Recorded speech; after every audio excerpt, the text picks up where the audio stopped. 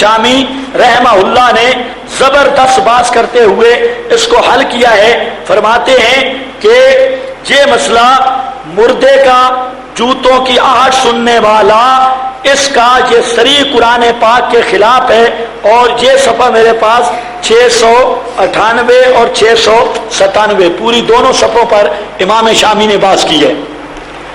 इनको लगाओ भी सही, ये मुफ्ती मानते जानते नहीं है। एक आदमी मुनाजरा रख के आया था कि 2 और 2 5 होते हैं, 2 और 2 5 है। घर आकर मोहतरमा को बताया कि कल मेरा चौक पर मुनाजरा होगा कि 2 और 2 5 होते हैं, 5 बनते हैं। तो बीवी ने, और 1 लाख रुपया जो है वो इनाम है जो जीत गया। तो बीवी ने कहा, पागला, ये तो सारी दुनिया कहेगी 2 और 2 4 है, तू कैसे साबित करेगा 2 और 2 5 है। वो कहता है शिकस्त तो तब होगी मैं मानूंगा तो ना, शिकस्त तो तब है कि मैं मानूं, जब मैंने मानना ही नहीं तो शिकस्त कैसे हो सकती है। अब बात तो ये है कि इन्होंने मानना ही नहीं। आप कुरान पेश करें, इन्होंने मानना ही नहीं। हदीस पेश करें, इन्होंने माननी ही नहीं।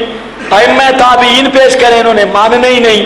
फतावा शामी को बेचारे क्या मानते हैं, खुदा के कलाम को नहीं माना, इमाम शामी के कलाम को कैसे मानते हैं। वरना अल्लाह पाक ने जो मसला ऐसा क्लियर करके बयान किया, हजरत काजी शमसुद्दीन साहब रहमतुल्लाह ताला अलैह, उनसे किसी बात हो रही थी मौलवियों की।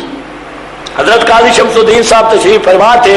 कुछ कहते कब्रों वाले सुनते हैं, कुछ कहते नहीं सुनते। हजरत काजी साहब खामोश बैठे थे। किसी ने पूछा, हजरत आप भी कुछ फरमाएं। तो हजरत काजी साहब फरमाने लगे कि जो कहते हैं सुनते हैं, इन्होंने भी मर के नहीं देखा। जो कहते हैं नहीं सुनते, इन्होंने भी मर कर नहीं देखा। तो ये तो कोई मुर्दा आकर बताता, कोई मर कर आकर कहता, पता चलता कि सुनते हैं या नहीं सुनते। इसका फैसला तो तब होता। उन्होंने कहा, बात तो ठीक है। हजरत काजी साहब कहते हैं, मुझे एक मुर्दा मिला है, वो कहता है मरने के बाद सुनना कोई नहीं है। वो हैरान हुए, कहते हैं आपको कैसे मिला है।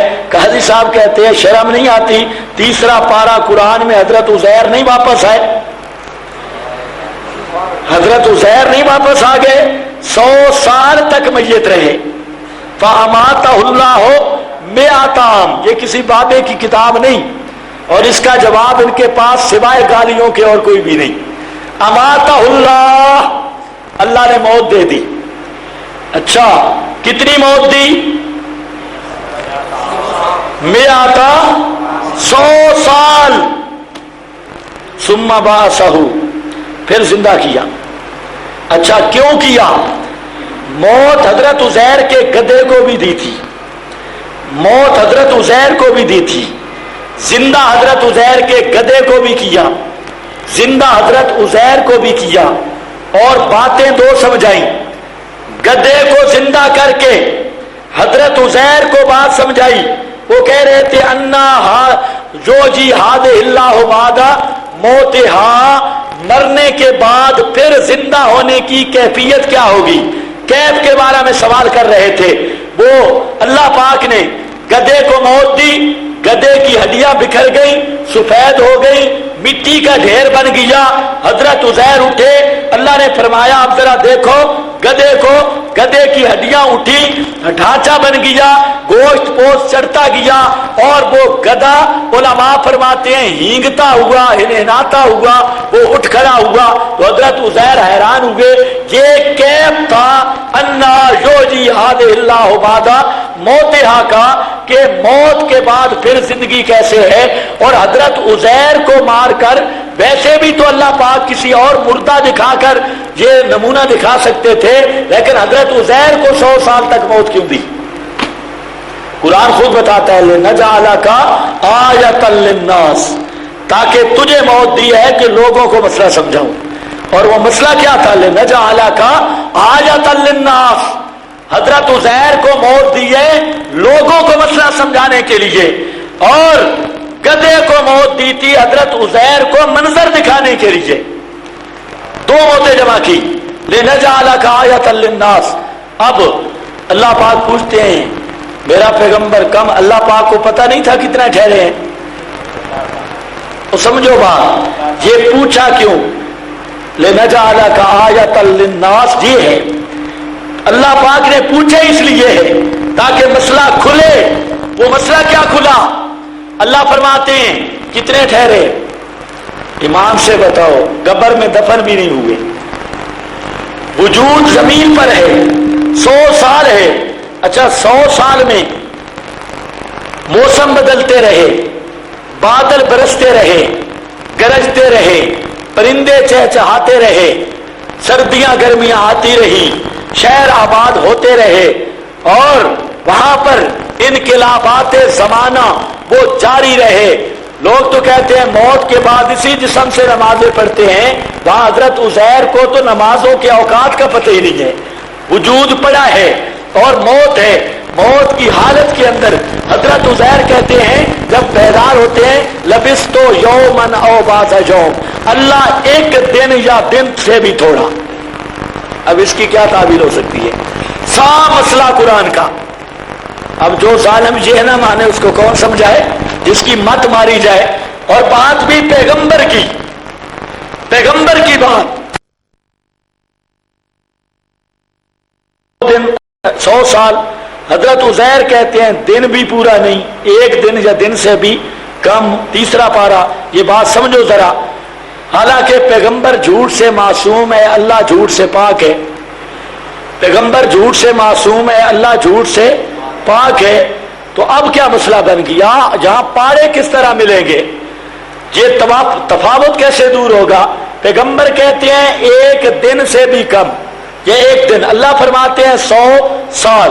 अब अगर इशातियों की बात नहीं मानोगे या खुदा को माअज़ल्लाह झूठा कहोगे या पैगंबर पर झूठ का इल्जाम लगाओगे, क्यों कि अगर पता भी हो कि 100 साल गुजर गया है और फिर कहें लबिस्तो यौमन औ बाज़ा यौम, तुझे सरी झूठ बनता है, हालांकि पैगंबर झूठ से पाक है। फिर खुदा को सच्चा मानने के लिए, पैगंबर को सच्चा मानने के लिए मानना पड़ेगा आपके ये सूफी और मुफ्ती कज़्ज़ाब हैं, झूठे हैं, जो कहते हैं मौत के बाद भी इनको हालात का पता चलता है। आजकल तो कहते हैं कोई मसले नहीं, कब्र वालों के साथ बराह रास्त राबता होता है और उनसे मुलाकातें होती हैं। और उनके अल्लाह के नबी सल्लल्लाहु अलैहि वसल्लम ने फरमाया है, बुखारी की हदीस है, अज़ाब कब्र में मैं जिक्र करूंगा। फरमाते हैं अज़ाब व सवाब कब्र का मामला अल्लाह ने सकलैन पर मख्फी रखा है। किस पर? इल्ला सकलैन, जिन और इंस से मख्फी रखा है। मैं हैरान हूं, बड़े ताज्जुब की बात है, ये जो कहते हैं हम कब्र के हालात जानते हैं, न इंसान दे पुत्र हैं न जिन्ना दे पत्नी कोई और मखलूक है। वरना अल्लाह के रसूल का फरमान तो है जिन्नों और इंसानों पर क्या रखा है? मख्फी रखा है। इल्ला सकलैन, बुखारी है। पता नहीं लोगों का ईमान क्यों नहीं है हदीस पर। और ये कहते हैं हम तो ऐसे झाती पाए ना, झाती लगाए। नुसरतुल उलूम से एक रिसाला शाये हुआ है अशरिया, उसमें कहते हैं कि एक आदमी हजरत ख्वाजा खान मोहम्मद की कब्र पर बैठा, तो ख्वाजा खान मोहम्मद ने कहा है कि मुझे जब दफन किया गया तो मुनकर नकीर मेरे पास नहीं आए। अच्छा, कहते हैं मशाइख चिश्त आए हैं और बाकायदा महफिल जिक्र हुई है, और फिर मैं अब मदीने जा रहा हूं, अब कब्र में नहीं हूं, मदीने जा रहा हूं और कुछ अरसा वहां रहूंगा। आप जरा अंदाजा फरमाएं, ख्वाजा खान मोहम्मद से सवाल नहीं हुआ, और मास्टर उकाड़वी कहता है नबियों से सवाल होता है। लेकिन ख्वाजा खान मोहम्मद से मानने पे आए, इनकार करें तो ख्वाजा खान को भी निकाल देते हैं, और जब जिद पे आए तो नबियों से भी सवाल पूछते हैं मुनकर नकीर के। हालांकि नबी मासूम होते हैं, पैगंबरों से कोई सवाल होता नहीं है। मन रब्बों का, माँ दीनों का, माँ तकूलो फी हक़्क़ि हाज़ा रजुल, ये नबी से सवाल होता है। पैगंबर करीम अलैहिस्सलाम तो महफूज व मासूम है, उनसे ये सवाल नहीं। अब ख्वाजा खान मोहम्मद से सवाल नहीं है, इमामुल अंबिया से सवाल है। ये इनका नजरिया है, ड्रामा है। और ख्वाजा खान मोहम्मद तो अब कब्र में नहीं है। अब जो कब्र पे जा रहे हैं वो तो मदीने गए हुए हैं, तो अब जो कब्र पे जा रहे हैं وہ تو خالی قبر پر سلام کر کے جب یہ کہیں گے اب خواجہ سن رہے ہیں تو پھر مولانا سرفراز صاحب کے فتوے کی نسبت وہ دور کے سماع کے قائل ہیں، اور دور کے سماع کا قائل تو مولانا فرماتے ہیں وہ بالکل اتفاقی بے ایمان ہے۔ تو خواجہ صاحب کو اب دوبارہ اب ان کو کیسے پتا چلا عالم برزخ کا؟ یہ نہ جن ہے نہ انسان ہے۔ تو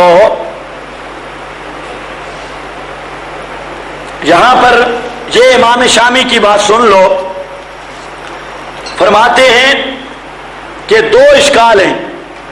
امام شامی فرماتے ہیں قرآن کہتا ہے کہ کوئی مردہ نہیں سن سکتا، لیکن دو سوال ہیں۔ ایک سوال یہ ہے کہ کلیب بدر والے مردے، بدر کے کنویں میں جو کافر پڑے تھے، آپ صلی اللہ علیہ وسلم نے ان کو فرمایا تھا حل وجدتم ما وعد ربکم حقا، کیا تم نے جو اللہ نے تم سے وعدہ کیا تھا اسے سچا پایا؟ تو صحابہ کرام بول پڑے اتکلم المیت یا رسول اللہ، اور حضرت فاروق اعظم نے تو آیت بھی پڑھی کہ کیفت تکلمو لا اجسادا لا ارواح لہا لا ارواح فیا، ان سے کیسے کلام کرتے ہیں؟ قال اللہ تعالی انک لا تسمع الموتى۔ اچھا، اللہ کے محبوب علیہ السلام نے فرمایا کہ ما انتم باسماء منہم بما اقول لهم وفی روایت الان، تین چیزیں فرمائیں۔ فرمایا یہ مردے، ہم ضمیر کا مرد خاص ہوتا ہے، مولوی جانتے ہیں، یہ کلیب بدر والے کافر، یہ سن رہے ہیں بما اقولو، جو میں بات کر رہا ہوں تمہاری بھی نہیں، اور لہم، جو ان سے بات کر رہا ہوں جو تم سے کر رہا ہوں میں وہ بھی نہیں۔ جتنی تخصیص آئے گی، قیدیں آئیں گی، تخصیص ہوتی جائے گی۔ یہ مردے صرف میری بات اور جو ان کے ساتھ ہو رہی ہے، اور الآنا صرف اب کی گھڑی، الآنا صرف اب کی گھڑی، یہ اس وقت میری بات یہ مردے اس وقت سن رہے ہیں۔ یہ بات آپ نے کی تھی، اسی لیے صاحب مشکات اس حدیث کو باب المعجزات کے اندر لایا ہے کہ جی اللہ کے نبی صلی اللہ علیہ وسلم کا معجزہ ہے، اور اس کے اشاعت التوحید والے قائل ہیں اگر کسی وقت کسی میت کو اللہ اپنی قدرت سے کسی زندے کا کلام سنانا چاہے وہ سنا سکتا ہے، اور یہ ان اللہ یسمع من یشاء کے تحت ہے، اور ضابطہ اور قانون اور عادت ما انت بمسمع من فی القبور ہے۔ قانون اور عادت یہ ہے کہ کوئی موت کے بعد سن سکتا نہیں ہے۔ ہاں اللہ پاک تو چاہے پتھر کو سنا دے، یا جبال و ابے بھی فرمایا ہے کہ نہیں، آگ میں روح ہوتی ہے، یا نار کونی بردا، اللہ پاک تو پتھروں، ان اللہ یسمع الاحجار والاشجار، اللہ تو سنا سکتا ہے پتھروں کو بھی درختوں کو بھی، لیکن ما انت بمسمع من فی القبور۔ تو یاد رکھو یہ امام شامی، میں اپنی تقریر چھوڑ رہا ہوں، امام شامی فرماتے ہیں ما انتم باسماء من هؤلاء فقد اجاب عنہ المشائخ۔ یہ اشکال ہو رہا تھا نا قریب بدر کے مردوں کے سننے والا، امام شامی فرماتے ہیں المشائخ، ہمارے سارے اکابر اس روایت کا جواب دیتے ہیں اور کہتے ہیں پہلا جواب بأنہ غیر ثابت، یعنی من جہت المعنی، اس حدیث کا یہ معنی نہیں کہ مردے سنتے ہیں۔ کیوں؟ فرمایا ردت ہو عائشہ، تو حضرت عائشہ رضی اللہ تعالی عنہ نے سماع کی تعبیل علم سے کی ہے۔ حضرت عائشہ نے فرمایا کہ اس حدیث کا یہ معنی نہیں ہے کہ وہ مردے سن رہے تھے، بلکہ حدیث کا معنی یہ ہے دنیا میں ان کو بتاتا تھا میری بات نہیں مانو گے، عذاب کے اندر گرفتار ہو جاؤ گے، اب آ گئی ان کو موت اور یہ چلے گئے جہنم میں، اب وہاں جا کر یعلمون الآن، اب ان کو پتا چل گیا ہے کہ محمد کی دعوت توحید سچی تھی صلی اللہ علیہ وسلم، آپ کی دعوت توحید، جہنم میں جا کر ان کو اب پتا چلا ہے کہ پیغمبر کی دعوت سچی تھی۔ یہ معنی ہے، یہ معنی کس نے کیا ہے؟ ام المومنین سیدہ عائشہ رضی اللہ تعالی عنہا نے۔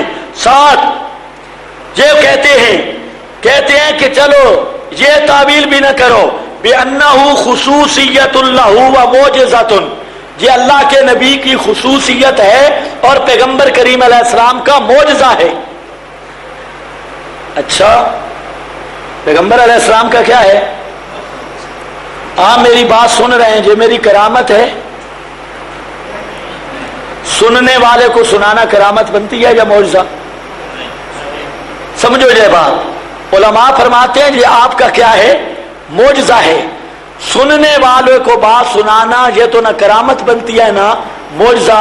میں کہوں میری کرامت ہے، آپ میری بات سن رہے ہیں، بھئی آپ کے اندر صلاحیت سماعت ہے نا، سننے کی قوت ہے۔ اگر قوت سننے کی ہو اس کو سنانا معجزہ نہیں بنتا، معجزہ ہوتا ہے خرق عادت۔ خرق عادت کل سمجھا چکا ہوں۔ تو مردے اگر سنتے ہوں تو نبی کا معجزہ ہی نہیں بنتا۔ کوئی پتہ نہیں چلا آپ کو؟ مردے اگر سنتے ہوں تو پھر تو معجزہ۔ آپ سنتے ہیں، یہ میری کرامت نہیں تمہیں سنانا۔ کرامت تب بنے گی کہ نہ سننے والے کو سنایا جائے۔ کوئی بالکل خود بہرا ہو، سم اس بہرے کو کہتے ہیں جس میں سننے کا آلہ ہی پیدا نہیں ہوا، آلہ سماعت ہی پیدا نہیں ہوا، وہ بہرا، اس کو سناؤں تب کرامت بنے گی۔ اور جن میں سننے کی قوت ہے، اسباب بھی ہیں، ان کو سنانا یہ خرق عادت اور معجزہ نہیں ہے۔ تو امام شامی کہتے ہیں یہ پیغمبر کا معجزہ ہے، اور معجزہ بنے گا تب کہ کوئی بھی موت کے بعد سن نہ سکے۔ ہم کہتے ہیں پیغمبر کا معجزہ مانو، الٹا کہتے کیا اشاعتی معجزہ دے منکر۔ الزاموں کا کیا ازالہ ہو سکتا ہے؟ وہ بریلوی ہے، وہ کہتے ہیں مڈو نبی نو مندے ہی نہیں، مڈو نبی کو مانتے ہی نہیں، عجیب کھاتا ہے۔ آپ جب کہیں گے نا درود وہ پڑھو جو پیغمبر نے بتایا ہے، وہ کیا کہتے ہیں؟ اے درود دے منکر ہیں۔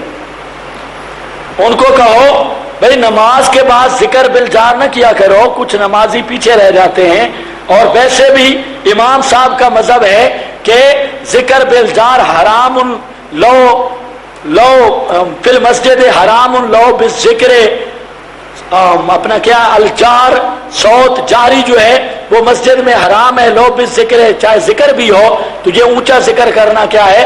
حرام ہے مسجد میں ذکر بالجار، یہ مذہب امام ہے۔ لیکن اب تو خیر ماشاءاللہ دیوبندیوں نے بھی شروع کیا ہے۔ ہمارے پنڈی میں ایک پیر ہے عزیز الرحمان پنڈی کا، اور ایک مولوی ہے عبدالحفیظ مکی۔ عبدالحفیظ مکی یہ مولوی احمد رضا کے خلفاء میں سے ہے۔ اس کا والد جو تھا احمد رضا خان کا خلیفہ تھا، عبدالحفیظ مکی، جہاں پر آج کل تو دیوبندیوں کے ساتھ ملا ہوا ہے، اور پیر عزیز الرحمان ہزاروی، ان دونوں کے بارے میں مولانا سرفراز صاحب صفدر نے لکھا ہے، دونوں کے بارے میں کہ یہ احمد رضا کے درجے کے بدتی ہیں۔ عبدالحفیظ مکی صاحب بھی محمد مکی حجازی نہیں، عبدالحفیظ مکی، اور یہ پیر ہزاروی بھی، وہ اب پیر ہزاروی کا یہ جتنا گروہ ہے پیروں شیروں والا، وہ ان کا ایک گروہ ہے، وہ ناک سے ذکر کرواتے ہیں، ذکر بالانف۔ پہلے تو سنتے تھے نا لسانی ذکر، قلبی ذکر، اب ذکر ہوتا ہے ناک سے۔ سردیوں میں تو نہیں ہو سکے گا، مشکل۔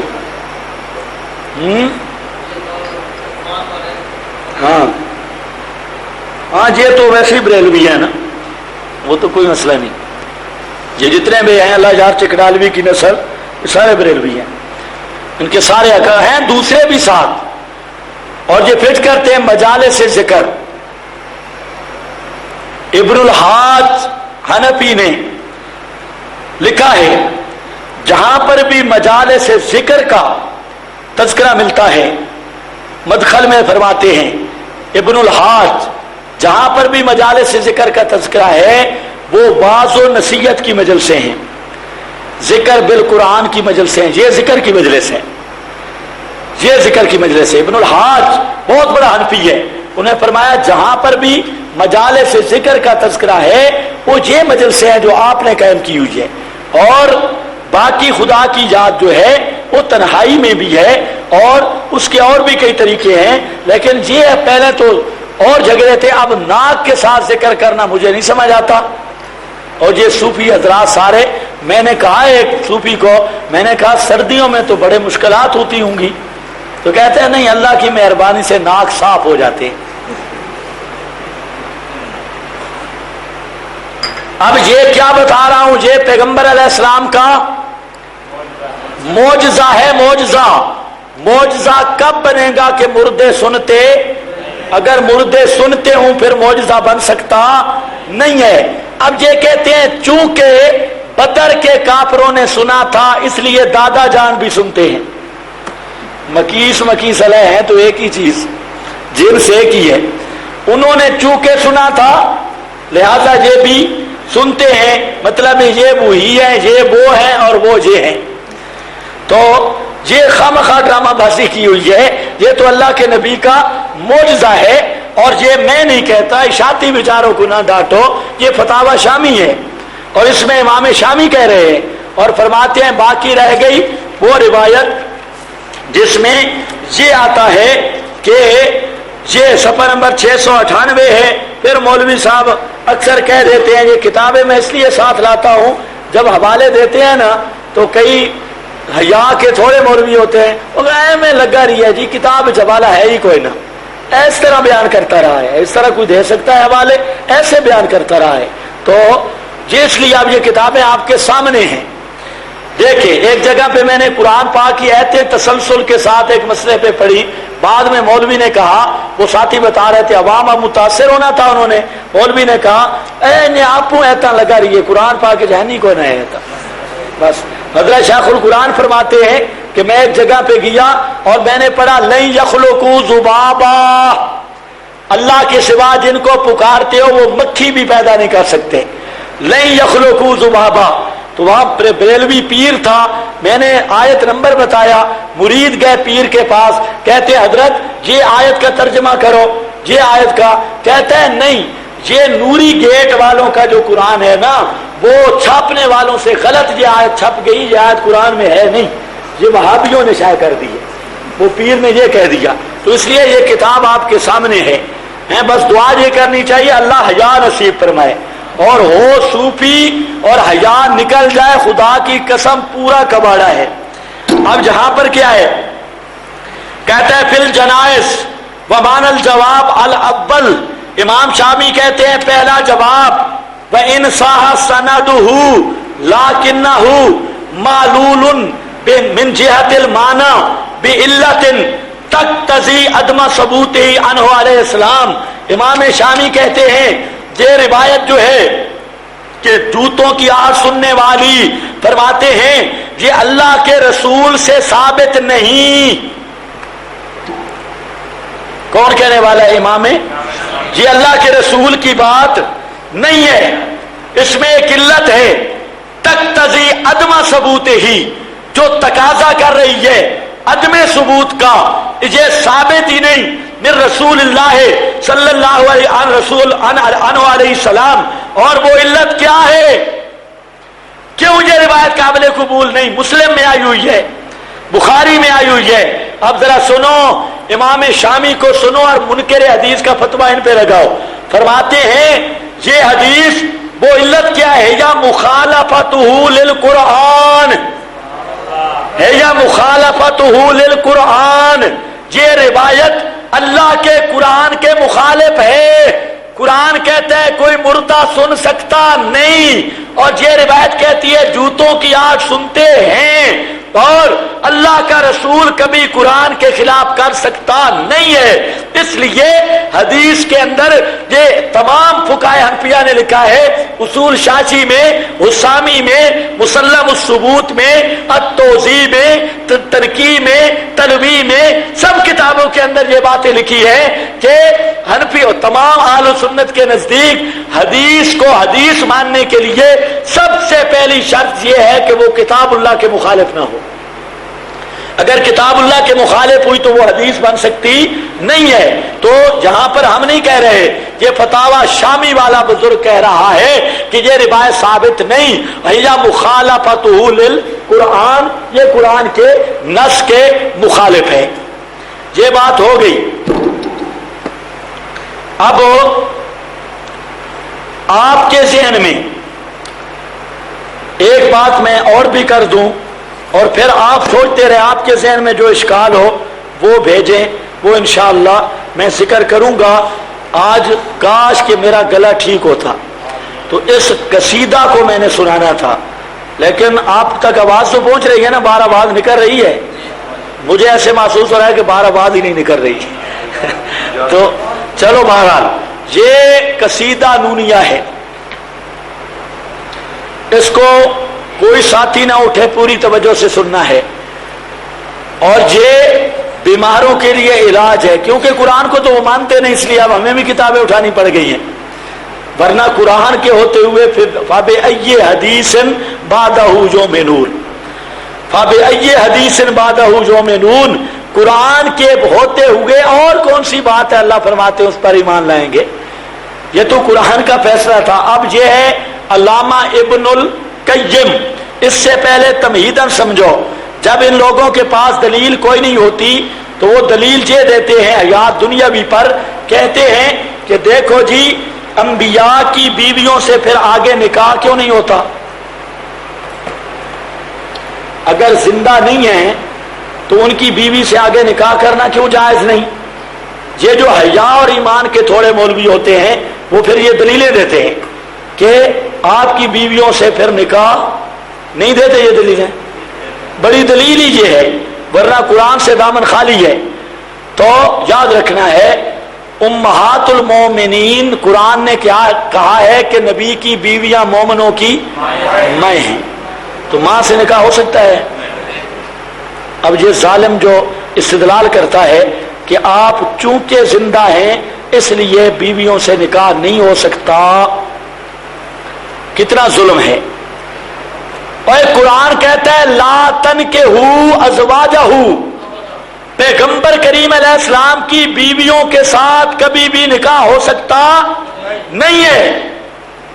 یہ تو نص موجود ہے. اب نص کے مقابل قیاس کس نے کیا تھا؟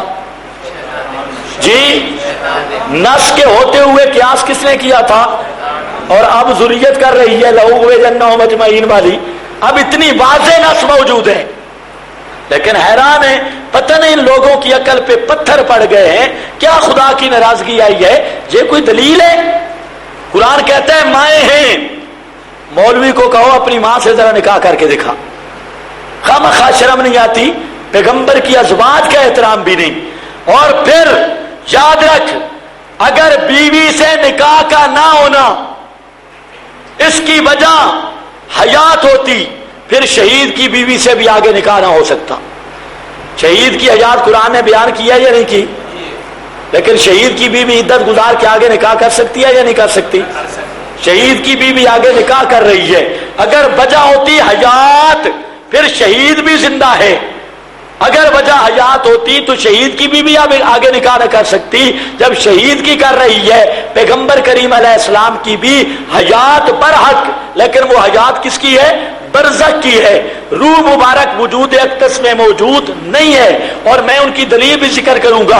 ان کے پاس اس مسئلے پہ نہ قرآن ہے نہ حدیث ہے، صرف جھوٹ اور فریب و فراڈ ہی ہے، کچھ بات بھی نہیں. اب میں ذکر یہ کر رہا ہوں اور پیغمبر کی بیویوں کی شان ہے، اور میں ذکر یہاں پر کروں گا. آپ تفسیر عثمانی دیکھ لیں. اور اللہ کے نبی کی خصوصیت ہے امتی مر جائے امتی کی بیوی آگے نکاح کر سکتی ہے، لیکن امتی زندہ ہو تو زندگی میں بیوی آگے نکاح نہیں کر سکتی. اور اگر پیغمبر بھی زندہ ہو بیوی آگے نکاح نہ کرے کوئی کمال نہیں. زندہ تو امتی بھی ہو تو بیوی آگے نکاح کر سکتی نہیں ہے. تو زندہ اگر پیغمبر ہو بیوی آگے نکاح نہ کر سکے کوئی کمال نہیں ہے. کمال تب ہے امتی مر جائے امتی کی بیوی آگے نکاح کر سکے، پیغمبر پہ موت بھی آ جائے تو بیوی آگے نکاح نہ کر سکے، یہ کمال ہے. ورنہ تو کمال ہی نہیں ہے. اور پھر صاف سری نس آ چکی ہے. اس نس کے مقابلے میں قیاس کرنا مسلمان کو شان نہیں ہے. اور چے جائے کہ آدمی صوفی صاحب بھی ہو, ماتھے پر محراب بھی ہو, اور قرآن کے مقابل قیاس کرے تو اول من کاسا ابلیس اگرچہ مقولہ ہے لیکن اس پر پکا منطبق ہے. آگے چلو, کہتے ہیں جی آپ چونکہ زندہ ہیں اس لیے میراث تقسیم نہیں ہوئی. آپ کی وراثت کیوں نہیں تقسیم ہوئی؟ آپ زندہ ہیں اس لیے نہیں ہوئی. توجہ ہے؟ اچھا, شہید کی وراثت کیوں تقسیم ہو گئی ہے؟ یہ باتیں سمجھ لو, میں پھر یہ پڑھتا ہوں قصیدہ.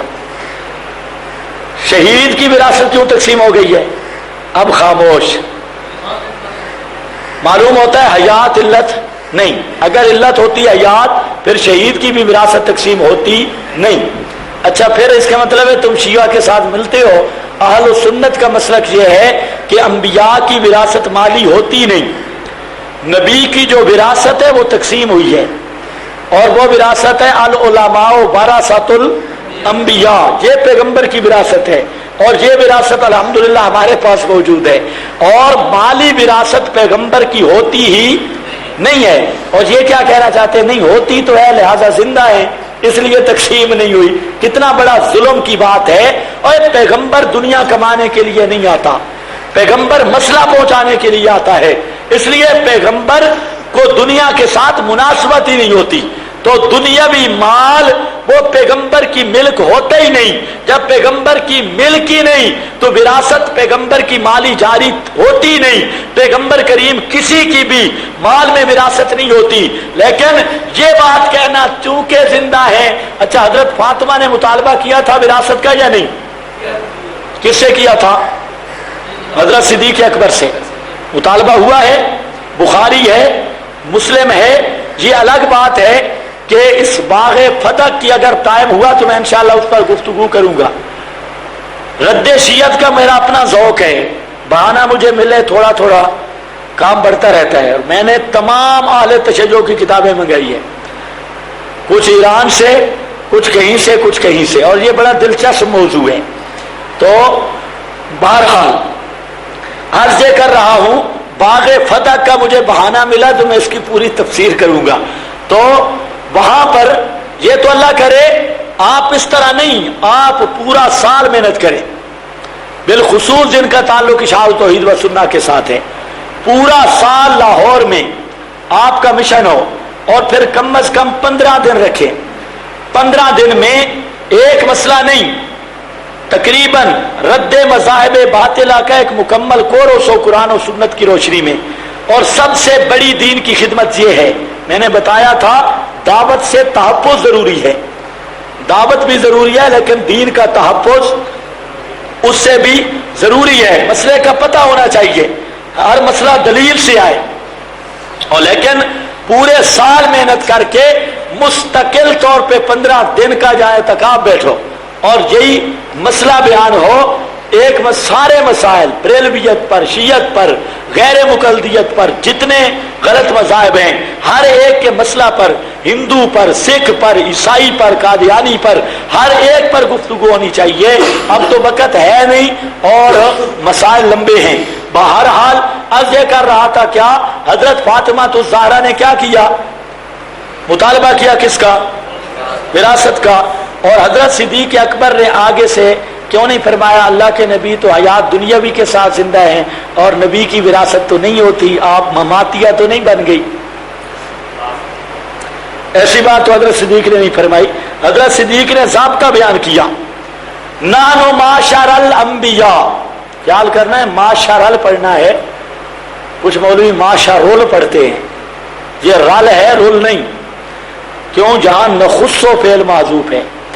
نانو معاشر الانبیاء, نخص و معاشر الانبیاء, یہ ہمارے انبیاء کے گروہ کی خصوصیت ہے کہ ہمارے مال کی وراثت نہیں ہوتی. اور یہ بات اصول کافی میں بھی ہے, شیعہ نے خود تسلیم کی ہے. فروع کافی شیعہ مذہب کی کتاب, اس میں بھی ہے. اور شیخ صدوق نے بھی اپنی کتابوں کے اندر امالی شیخ صدوق شیعہ مذہب کی کتاب اس میں بھی ہے، ان نامرادوں نے خود تسلیم کیا ہے کہ نبی کی وراثت مالی نہیں، اور پھر حضرت صدیق کو بدنام کرنے کے لیے بک بک کرتے ہیں، عرض یہ کر رہا ہوں پیغمبر کی وراثت مالی نہیں۔ پھر حضرت علی رضی اللہ تعالیٰ عنہ، حضرت عباس، حضرت صدیق، حضرت فاروق، یہ جلیل القدر صحابہ کرام مل کے فیصلہ کرتے ہیں اور مل کر یہ کہتے ہیں یہ وراثت کا مسئلہ چڑھتا ہے تو کہتے ہیں انبیاء کی یہ خصوصیت ہے کہ ان کی وراثت نہیں ہوتی۔ اچھا امتی مر جائے تو اس کی وراثت کے حصے لگ جاتے ہیں یا نہیں؟ اور امتی جب تک زندہ ہو تو اس کی وراثت ہوتی ہے، اور زندہ امتی بھی ہو اس کی وراثت تقسیم نہیں ہوتی۔ اگر زندہ نبی ہو وراثت تقسیم نہ ہو کوئی کمال نہیں، امتی مر جائے تو اس کی وراثت کے حصے لگ جائیں، پیغمبر پہ موت بھی آ جائے تو اس کی وراثت تقسیم نہ ہو، یہ کمال ہے۔ پیغمبر کا کمال ماننا ہے تو اشاعت التوحید کا عقیدہ ماننا ہوگا، ورنہ یہ پیغمبر کا کمال اسی صورت میں بن سکتا ہے کہ موت پیغمبر پہ موت بھی آ جائے تب بھی پیغمبر کریم کی وراثت تقسیم نہ ہو۔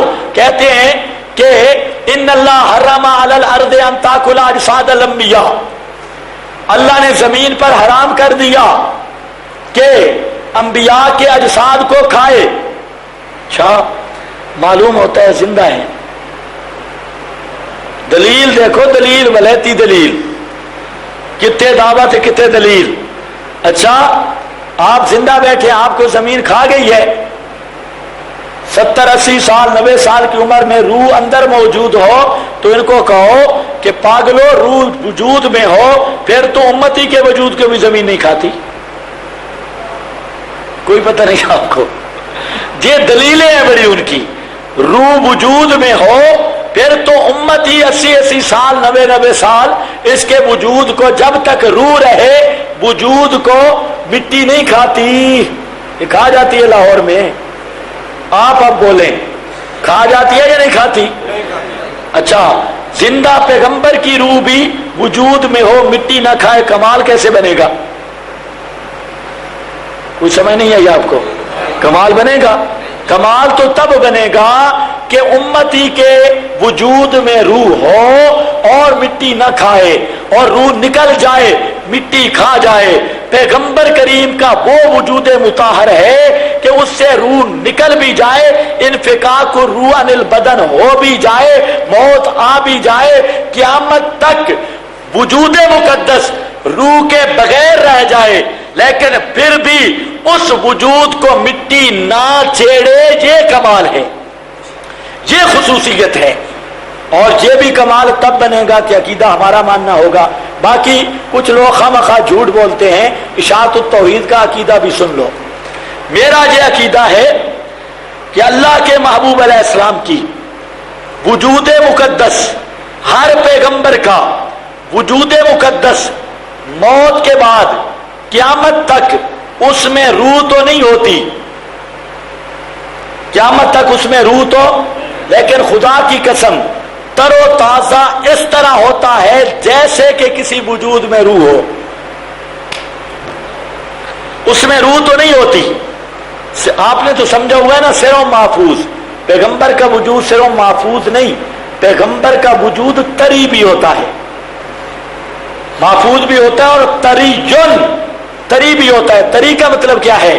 آپ بیٹھے ہیں، آپ کے جسم کے اندر طری ہے، تازگی ہے، تر و تازہ ہے، لیکن جو آدمی مر جاتا ہے تو روح نکل جاتی ہے، جسم میں اکڑا ہوا آ جاتا ہے، آتا ہے کہ نہیں آتا؟ یہ تر و تازگی ختم ہو جاتی ہے۔ پیغمبر کریم علیہ السلام کے وجود کی تازگی بھی ختم نہیں ہے، روح تو نہیں لیکن تراوت اور تازگی بھی موجود ہے۔ اسی کو بعد علماء نے حیات جسمانی سے بھی تعبیر کیا ہے، اور کہتے ہیں شاطی قبر میں نہیں مانتے، میں کہتا ہوں یہی قبر کی حیات ہے، روح نہیں ہے تب بھی آپ کا وجود ترو تازہ ہے تو یہ قبر کی حیات ہوئی نا، کوئی سمجھ نہیں ہے آپ کو۔ وجود کا تر و محفوظ ہونا ایک حیات ہے، حضرت نیلوی شاہ صاحب رحمہ اللہ نے تو 8 قسم کی حیات لکھی ہے. یہ کہتے ہیں حیات نہیں مانتے، اور جن کے بارے میں کہتے ہیں نہیں مانتے وہ کہتے ہیں ہم 8 قسم کی حیات مانتے ہیں، لیکن ان کا مرغے کی ایک ہی ٹانگ پکڑی ہوئی ہے خواہ. تو پیغمبر کریم کا وجود کیا ہوتا ہے؟ ترو تازہ بھی، طب حیم و، بس اشاعتیوں کا یہی عقیدہ ہے، اس کے ادھر ادھر ایک ذرا بھی نہیں. طب حیم و میتن ہے، میت کا معنی روح بدن میں نہیں، اور زندہ ہے اس اعتبار سے کہ روح کیا ہے؟ رفیق اعلیٰ میں ہے، وہ حیات بھی ہے اور یہ موت بھی ہے، لیکن ہے آپ کا وجود ترو تازہ. اچھا، حضرت سلیمان علیہ السلام کا واقعہ قرآن نے نہیں بیان کیا؟ اللہ نے عقل بھی دی ہے، قرآن بھی دیا ہے، 2 نور دیے ہیں، ایک عقل کا نور، ایک قرآن کا نور. اب بھی کوئی جہنم میں جائے تو اس کی مرضی ہے. حضرت سلیمان علیہ السلام بیت المقدس کی تعمیر کرا رہے ہیں، بات سنو، سونا نہیں ہے، بیت المقدس کی تعمیر کرا رہے ہیں، اور حضرت کی موت کا وقت قریب آ گیا. فرشتے نے آ کر حضرت کی روح نکال لی اس حالت میں کہ حضرت نے اپنے عصا سے ٹیک لگائی ہوئی تھی، تھوڑی کے نیچے عصا تھا، اور اس طرح پکڑ لیا اس کو، اس ٹیک پر حضرت کھڑے رہے، روح درمیان سے نکل گئی. تفسیر عثمانی دیکھ لینا یا بیان القرآن یا کوئی تفسیر جو ہے آپ کے پاس، احمد رضا کی بے شک دیکھ لینا. تو وہاں پر مسئلہ یہ لکھا ہے، سال تک حضرت سلیمان کا وجود اس لاٹھی کی ٹیک پر کھڑا رہا. کتنے تک؟ سال تک، یا 6 مہینے یا سال. قرآن خود سورہ سبا میں پورا منظر ہے. لما کسینا علیہ الحیات یا موتا، علیہ الموت نہیں ہے کہ موت کا لفظ بے ادبی ہے، یہ مماتی ہیں، گستاخ ہیں، بے وقوف جہاندہ. اگر موت کا لفظ بے ادبی ہوتا تو جو اللہ لا تقولوا رائنا، رائنا کے لفظ پہ پابندی لگا رہا ہے، وہ کبھی کسی پیغمبر کے لیے موت کا لفظ بولتا؟ یہ عجیب جہالت ہے. پہلے سپارے سے نبی کے لیے موت کا لفظ شروع ہوا ہے، پتا ہے؟ اذ حضر یعقوب الحیات، جی اذ حضر یعقوب الموت فلما قضینا علیہ الحیات. بے ادبی ہے موت کا لفظ. ما دلہم علی حیاتی یا علی موتی، علی موت 2 دفعہ کٹھا لفظ. اور آپا امتا، آپا امتا انا کا میت، آپا امتا الذی یمیتونی ثم یحیین، حضرت ابراہیم ہے، الذی یمیتونی ثم یحیین. اچھا، اب سمجھنا ہے تھوڑے سے مولویوں، آپ کے صوفیوں کے فراڈ بھی سمجھو. حضرت سلیمان کا وجود پاک سال تک لاٹھی کی ٹیک پہ رہا، لاٹھی کو دیمک لگ گئی. ما دلہم علی موتہ الا دابۃ الارض، نہ دلالت کی حضرت کی موت پر مگر زمین کے کیڑے نے، دیمک نے وہ چاٹ گئی، نیچے سے لاٹھی کی ٹیک نکلی. فلما خرّا، فلما خرّا، جلالین اٹھا لینا، ہر تفسیر والے نے لکھا ہے فلما خرّا میتن، فلما خرّا میتن، حضرت کا میت وجود نیچے گر گیا. 2 مسئلے پتہ چلے، 1-2 دن کی بات نہیں، سال گزر گیا. ایک یہ پتہ چلا کہ لاٹھی سخت ہے یا پیغمبر کا وجود؟ جی سخت کیا چیز ہے؟ لاٹھی. پیغمبر کا وجود تو نرم ہے، لیکن اصولاً کھانا تو دیمک نے نرم چیز کو تھا، لیکن دیمک پختہ اور سخت لاٹھی کو تو کھا گئی ہے، لیکن پیغمبر کے وجود کو نہیں چھیڑا. معلوم ہوتا ہے پیغمبر کا وجود ایسا مقدس ہوتا ہے کہ قبر میں دفن نہ بھی ہو تب بھی محفوظ ہوتا ہے. ایک بات. دوسرا مسئلہ یہ پتا چلا کہ حضرت کے جسم پاک کے اندر روح موجود، احتیاطن 3 دیہڑ کے وقت والا یہ روح साल गुजर गया और लाठी की टेक निकली, फलम्मा खर्रा मैयतन, हजरत की मैयत मुबारक नीचे आ गिरी। पता चल गया पैगंबर का वजूद मौत के बाद रूह वापस भी नहीं आई। अब ये कुरान है, देख लो। और साथ ये मसला भी पता चल गया कि पैगंबर करीम अलैहिस्सलाम, कोई पैगंबर अल्लाह का मौत के बाद अपने खड़े हुए वजूद को बरकरार रखने की भी ताकत होती नहीं है। लाठी की टेक निकली, वो वजूद नीचे गिर गया, अपने खड़े वजूद को बरकरार रखने की ताकत भी नहीं होती। खुदा की कसम, ये इबारतुन्नस है कि पैगंबर है, फलम्मा खर्रा, गिर गए, पता चल गया पैगंबर पे भी मौत आ जाए, अपने वजूद को, खड़े हुए वजूद को इस हालत क़याम में बरकरार रखने की ताकत भी नहीं होती। ये कुरान का मसला। तो मेरे दोस्तों, अगर खड़ा वजूद बरकरार रखने की ताकत नहीं, तो मौत के बाद पड़े हुए वजूद को उठाकर क़याम करने की ताकत बतरीके औला नहीं होती। कोई नहीं समझ आई? खड़ा हुआ वजूद बरकरार रहा है, खड़े हुए वजूद को बरकरार रखने की ताकत नहीं। और ये जो झूठे कहते हैं नहीं, इसी वजूद के साथ उठ उठ कर नमाजें पढ़ते हैं। तो खड़ा हुआ बरकरार नहीं रह सकता, तो पड़ा हुआ उठ सकता है? अब वो मसला तो कुरान में है, इनसे जरा पूछो। अजीब ड्रामा खामखा जिद का मसला बनाया हुआ है। और हकीकत में आपको बताऊं, ये मसला सिर्फ जिद का बना हुआ है, वरना कुरान के होते हुए इसमें इश्तिबाही कोई नहीं है। साफ मसला कुरान में मौजूद है।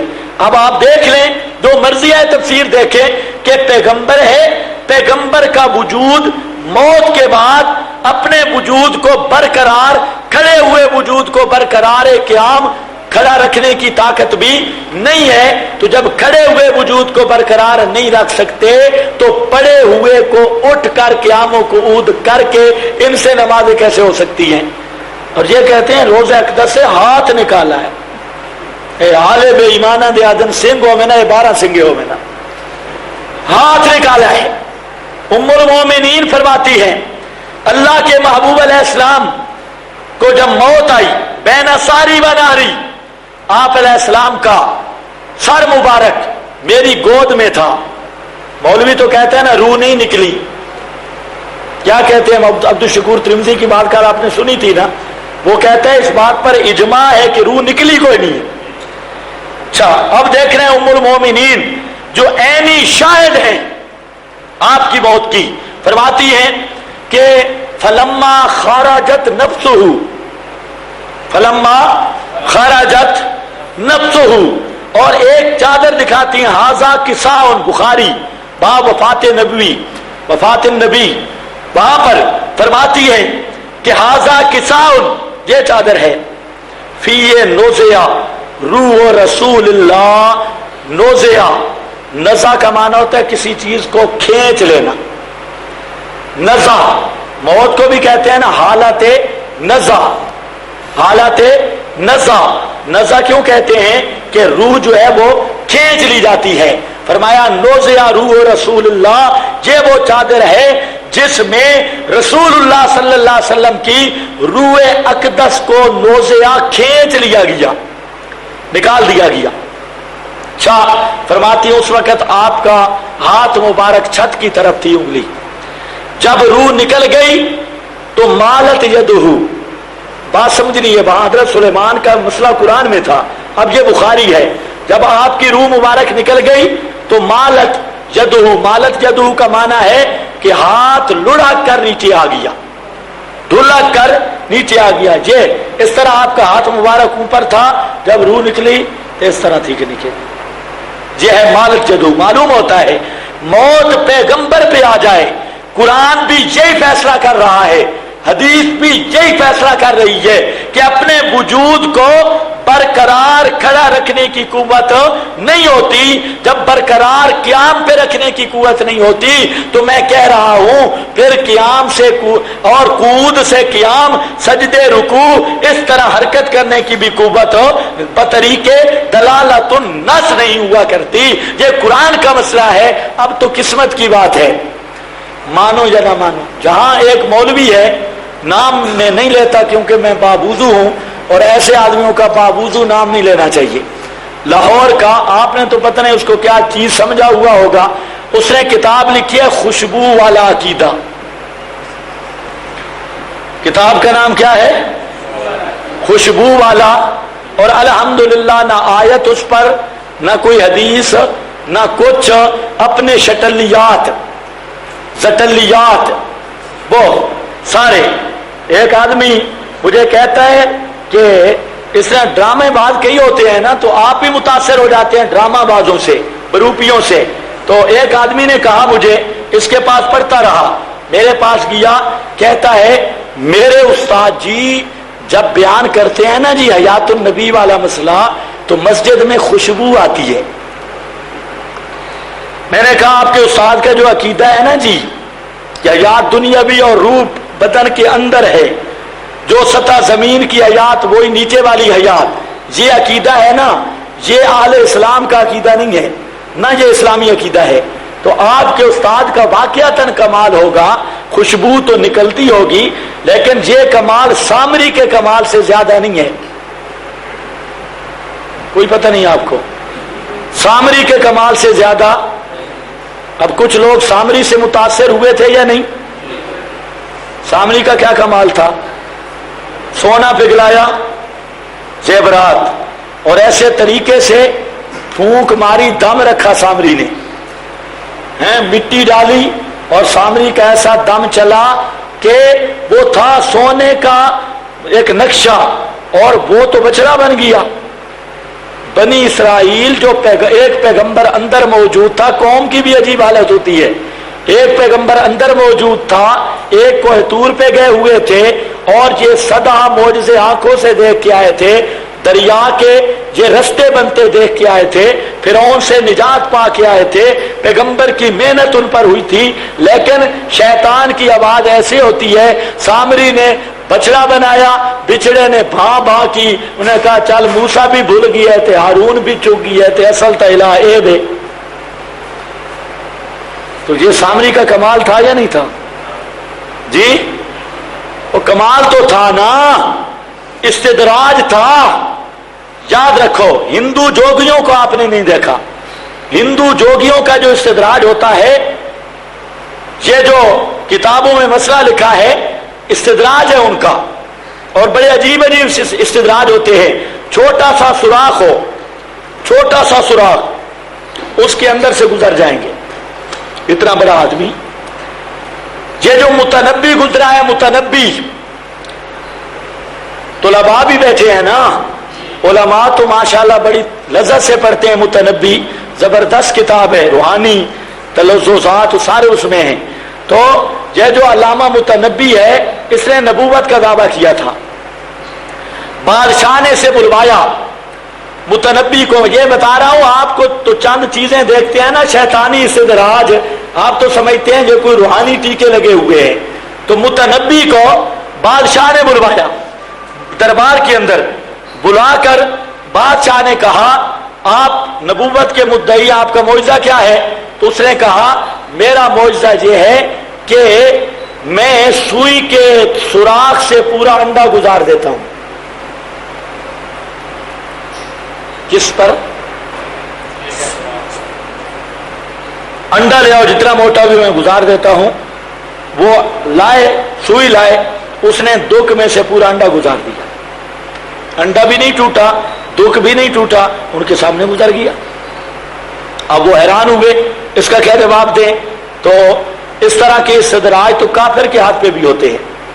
آپ نے نہیں واقعہ سنا کہ جنید بغدادی رحمت اللہ علیہ فرماتے ہیں اگر ایک آدمی سمندر کی سطح پہ چل رہا ہو، یا ہوا کے اندر اڑ رہا ہو، یا سطح سمندر پہ چل رہا ہو، اگر اس کا عقیدہ یا عمل सुन्नत पैगंबर के खिलाफ है तो उसे शैतान समझना है, वो वली नहीं है। तो तवज्जो है, जहां तो है सारा तकल्लुफ और फराड।